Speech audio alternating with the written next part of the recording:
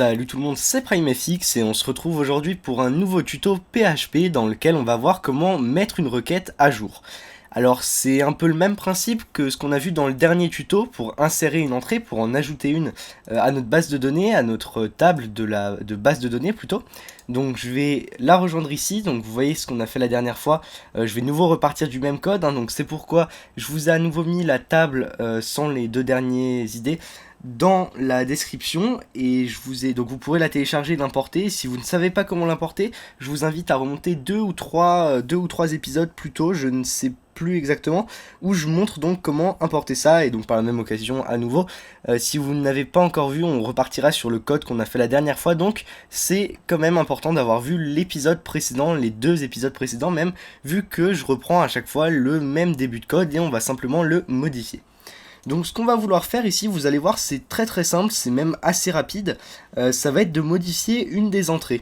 Donc ce qu'on va faire, on va conserver tout notre formulaire qu'on a déjà pu faire, et on va simplement ajouter une entrée de type texte, toujours, on va la mettre tout à fait au début, type texte, et on va mettre ici value égale, non pas value, pardon, name égale id, et placeholder, voilà, un placeholder, c'est comme ça qu'on avait fait pour le reste, et placeholder égale id à modifier.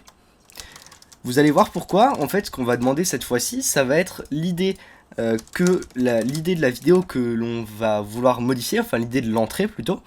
Ensuite, on va mettre le nouveau titre, la nouvelle description, la nouvelle catégorie, donc tout ce qu'on veut remplacer ici. On va continuer, on va ici garder le i7 qu'on avait mis, on va juste en rajouter un petit dernier, donc attendez voir, on va copier-coller ça, ce sera un peu plus court.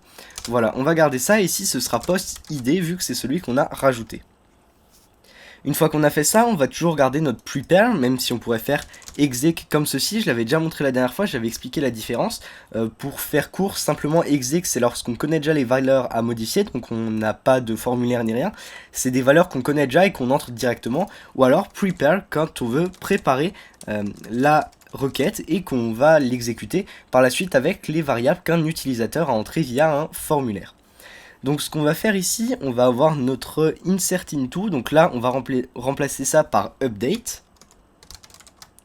Et ici on va simplement écrire, au lieu d'écrire vidéo, donc là bon je vais tout effacer, vous allez voir ça va être un peu plus compréhensible. On va écrire update, ensuite le nom de la table, donc ici ça va être vidéo, set, et après set on va mettre les valeurs qu'on veut modifier. Donc nous ça va être titre égal, ici un point d'interrogation, une virgule pour séparer. Donc voilà, point d'interrogation, virgule, la description égale point d'interrogation, et enfin pour finir la catégorie avec à nouveau, non avec plus de point d'interrogation, mais juste, non avec plus de virgule, pardon, mais toujours le point d'interrogation. Et on va donner une condition parce que si j'écris ça comme ça, ça va nous modifier toutes les entrées de notre table, donc c'est pas vraiment ce qu'on veut. Et on va écrire where. Et ici, ça va être where id égale, et à nouveau point d'interrogation pour l'idée que l'utilisateur va entrer. Donc le premier point d'interrogation correspond à titre, on a donc bien la variable titre, enfin post-titre pour être plus précis, description, post-description, catégorie, post-catégorie, et enfin la dernière, ça va être post et id, comme ceci. Donc on actualise, on voit bien qu'il n'y a pas d'erreur, sinon ça nous l'aurait affiché. Et là on va par exemple dire qu'on veut modifier l'id 135, donc on va mettre id 135. Ici on va mettre titre modifié, modif et catégorie modification. Voilà, je me casse pas la tête, juste pour voir si ça marche. On clique sur OK. On va revenir dans notre table, on actualise. Alors on va juste attendre que ça charge. Donc comme dit là, je vais de nouveau l'expliquer vite fait, je l'explique à chaque fois, mais je pense que vous avez compris le principe. On pourrait remplacer ce qu'on a fait, on va même faire un petit test après, ça fait pas de mal, vu que là le tuto est très court. C'était seulement ça que je voulais vous montrer, il n'y a pas plus à montrer, voilà, on voit bien ici, dans titre, on a titre modifié, description modif, et catégorie modification. Donc on peut faire ça pour n'importe quelle idée, et ce que je vais vous montrer maintenant, c'est qu'on peut utiliser différentes variables, donc on va voir ça, je vais tout supprimer ici, et je vais vous montrer ça, donc comme j'avais montré dans le premier ou deuxième épisode sur lequel on a parlé du SQL, donc on va mettre titre ici, 2 points titre, donc titre égale 2 points titre, ensuite description égale 2 points description, catégorie égale 2 points catégorie, et id égale 2.id. C'est les variables SQL qu'on va utiliser. Ensuite, on a toujours notre array ici, c'est toujours de la même façon. Et on a ensuite, on va dire ce qu'on veut comme variable. Donc on va mettre titre. Ensuite, on va dessiner une sorte de flèche avec un égal. Et on va donner la variable. Donc ici, ça va être post et titre. Ensuite, on sépare avec une virgule, on va écrire description, donc on n'est pas obligé de garder l'ordre, hein, c'est-à-dire que ça c'est assez intéressant. On peut dire par exemple catégorie alors que description vient avant. Catégorie correspond à $post, pardon, catégorie. Et ce qu'on va faire ici pour être encore plus rapide, on va venir copier la ligne comme ceci. Oups, voilà, on va copier la ligne, on va coller. Et ici, on va double-cliquer sur catégorie, appuyer sur CTRL, double-cliquer sur ce catégorie pour que ça nous sélectionne les deux entrées. Et on va remplacer ça par description, vu que ça a exactement le même nom. Ensuite, on va à nouveau coller et on va écrire ici dans les deux ID. Si je fais ça, c'est exactement pareil. Donc là, je vais pas faire renvoyer, je vais actualiser comme ça. Je vais modifier par exemple l'ID 128. Simplement, voilà, 128. Ici, je vais écrire hacked. Ensuite, je vais mettre modifier. Et là, je vais mettre hahaha parce que j'ai absolument aucune idée de quoi mettre d'autre. C'est le premier truc qui me passe par la tête. On clique sur OK et on vérifie. Donc ici, on actualise à nouveau la page. C'était l'ID 127, il me semble, hein, si je me souviens bien. 120. Alors, attendez, je vais réactualiser. Ouais, ça l'a pas pris avant quand j'ai actualisé en cliquant sur entrée dans la barre d'URL. Donc on attend à nouveau, c'est assez long sur Windows, hein, c'est le petit problème PHP-MyAdmin qui rame assez. Donc bon, il y a juste un petit truc que je vois que j'ai oublié de faire. Ici on a une virgule qui ne sert absolument à rien, donc on peut bien sûr l'enlever, on doit l'enlever d'ailleurs. Donc on va vérifier, ça a peut-être quand même pris. Voilà, si ça l'a quand même pris, mais la virgule ici ne sert à rien et ça ne peut vous générer que des bugs, donc enlevez-la. On a ici bien sûr l'ID 128 acte modifié, donc le reste, vu qu'on n'a pas précisé de valeur pour l'URL ID et la date de publication, c'est resté, et pareil pour la sous-catégorie, c'est resté par défaut, ça n'a pas été modifié, on n'y a pas touché. Et ici, on a bien modifié la catégorie, la description et le titre. Donc c'est pour vous montrer un petit peu, on pourrait voir par exemple, on pourrait faire...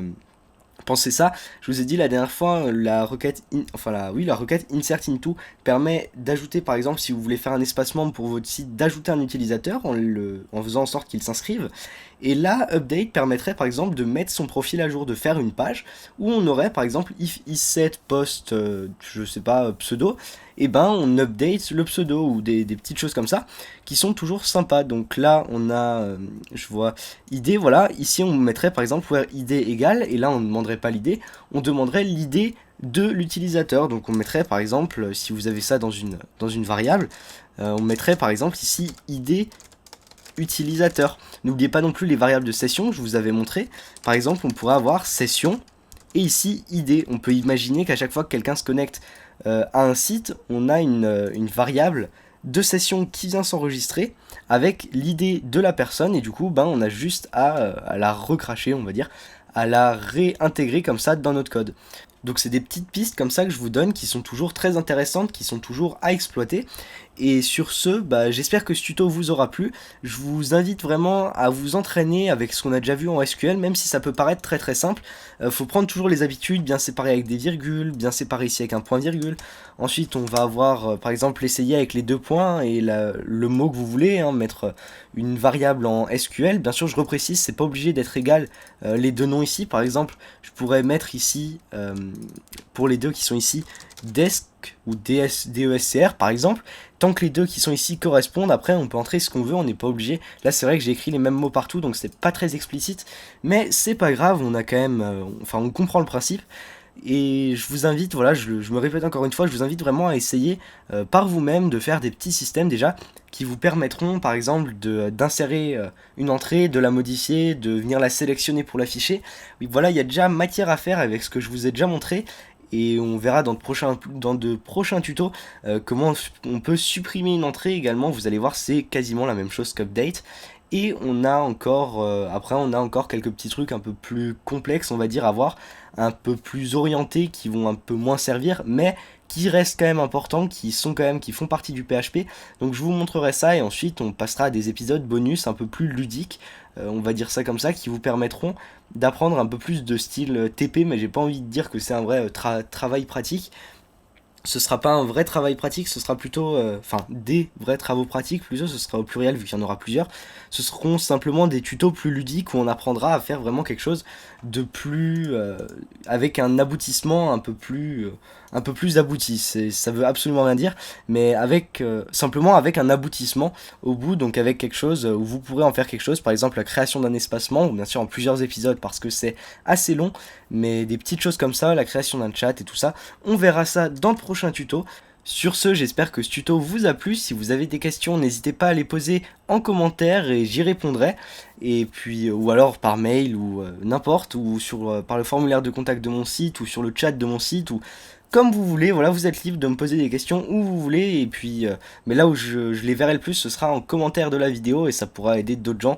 Si quelqu'un a la même question, si j'ai mal expliqué quelque chose, eh bien, je pourrais y répondre de manière globale pour tout le monde. Bref, sur ce, eh bien, je vous dis à très bientôt pour de prochaines vidéos.